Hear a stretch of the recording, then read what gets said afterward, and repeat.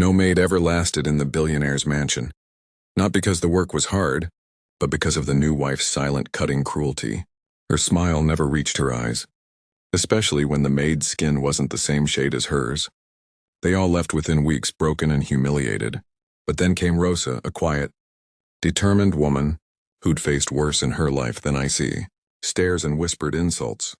What no one knew was that, because she had a reason to stay, one so powerful, it would shock the entire mansion and expose a truth the billionaire's wife never wanted the world to know. Rosa Martinez had never stepped foot in a place so grand. The marble floors reflected the glow of golden chandeliers, and every wall seemed to whisper wealth. But behind the beauty she could feel it, the chill in the air, the kind that had nothing to do with temperature. She'd heard the stories, how the billionaire's new wife had fired 6 maids in the last 3 months, how each one had left without collecting their final pay, and how no one dared speak about what really happened inside this mansion. Rosa wasn't there for the luxury. She wasn't even there for the paycheck. She needed this job for reasons far more important, reasons she kept locked deep in her heart. Her first day began with silence. The other staff barely made eye contact. In the dining room, the billionaire's wife sat at the head of the table, a flawless smile painted on her face. "You're the new maid?" she asked, her tone sweet but her gaze cold. Rosa nodded, feeling the weight of every glance, every judgment in the room. It wasn't just about her work, it was about who she was, what she looked like, and where she came from. That night, as she made the bed in the guest room, Rosa thought about walking away like the others had.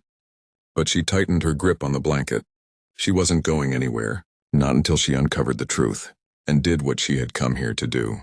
The first week was a silent test. The billionaire's wife, Clarissa, never raised her voice, but every word dripped with judgment. She'd inspect Rosa's work with slow, deliberate movements, her eyes lingering not on the polished surfaces, but on Rosa herself. At breakfast one morning, Clarissa casually mentioned to the chef, loud enough for Rosa to hear, "It's so hard to find staff who understand refinement.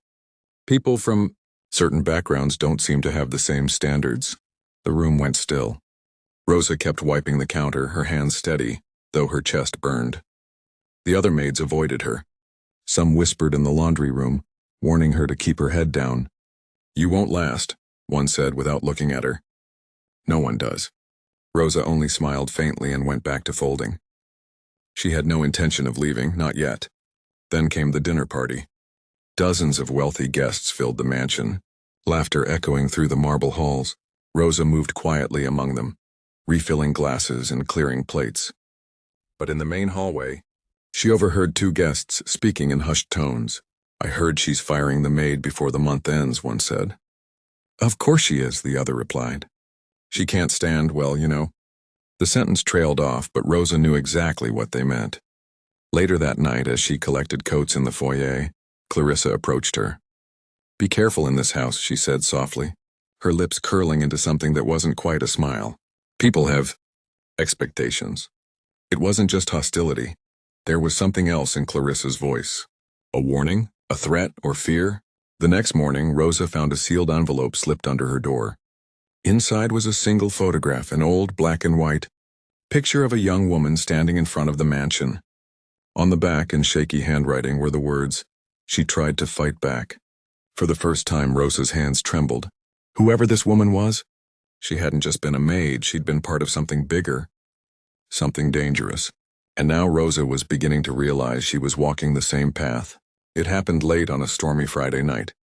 Most of the staff had gone home early, but Rosa stayed behind to finish polishing the silverware for a weekend event. The mansion was eerily quiet, until she heard voices coming from the study. She moved closer, staying in the shadows. Clarissa's voice was low but sharp. "I told you, we can't let this happen again. If anyone finds out about her, it's over." Another voice, male, deep, and trembling, replied, "It's not my fault the last maid started asking questions. She should have stayed in her place." Rosa's pulse raced. She remembered the photograph, the words on the back. She tried to fight back. Suddenly a drawer slammed, and Clarissa stepped into the hallway, only a few feet from where Rosa was hiding. In her hand was a faded envelope stuffed with papers. For a split second their eyes met. Clarissa's expression shifted, surprise, then calculation. "You," she said, her tone as cold as marble. "Follow me." Rosa hesitated but obeyed, her footsteps echoing against the polished floors. Clarissa led her to a small locked room at the far end of the mansion. With deliberate slowness, she turned the key and pushed the door open. Inside were boxes, dozens of them, filled with old photographs, letters, and employment records. All of them showed a pattern. Every maid who had ever worked here was a woman of color, and almost everyone had been dismissed under vague, fabricated accusations. Clarissa stepped closer, her voice barely a whisper. "You want to know why no one lasts here? Because they're not supposed to. This house was never meant for people like you." For a moment, Rosa's fear battled with rage. She realized she wasn't just up against a cruel employer. She was standing in the middle of a legacy of discrimination that had been quietly maintained for decades. And now she had the proof. Rosa didn't sleep that night. She sat on the edge of her bed, staring at the envelope she'd taken from the locked room. Every page told the same story, different names, different faces, but the same outcome: fired, erased, forgotten. By morning, she knew what she had to do. She made copies of every document, every photograph, and mailed them to a local journalist known for exposing corruption. Then she went to work as if nothing had happened. 2 weeks later, the headline broke: Billionaire's mansion, accused of systemic racism against staff.